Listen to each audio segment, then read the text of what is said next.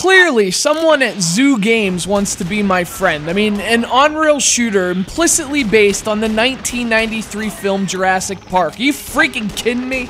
As far as I'm concerned, heaven is a place where tyrannosaurs roam free, velociraptors chase you through the jungle, and Ariana Richards cuddles up for protection.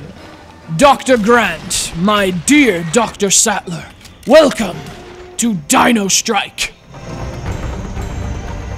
I know you're probably excited about the merciless dinosaur extermination going on here, but before we get into the business of pumping buckshot into a pterosaur, we have to go over the scientific inaccuracies perpetuated in Dino Strike.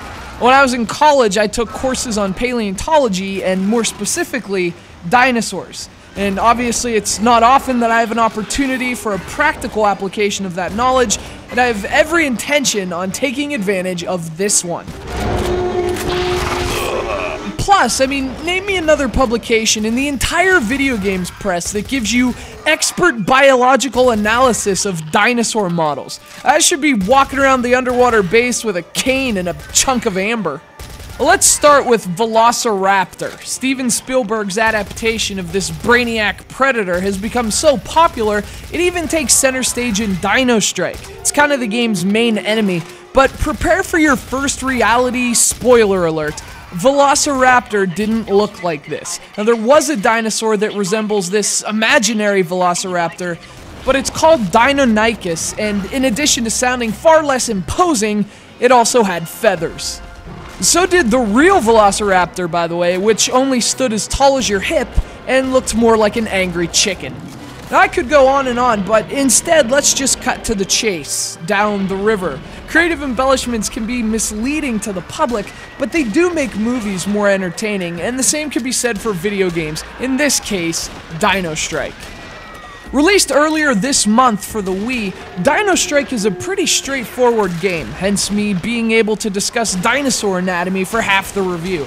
It's an on-rail shooter in which you find yourself on an island lost to time, and unfortunately, the locals haven't really cheered up over the last 65 million years. It's like House of the Dead, only with Dilophosaurus.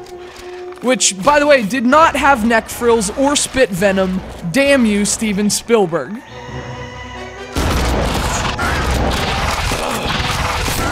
The game plays very much as you'd expect from an on-rail shooter for Wii, a system that has hosted a kind of renaissance for these games on the home console.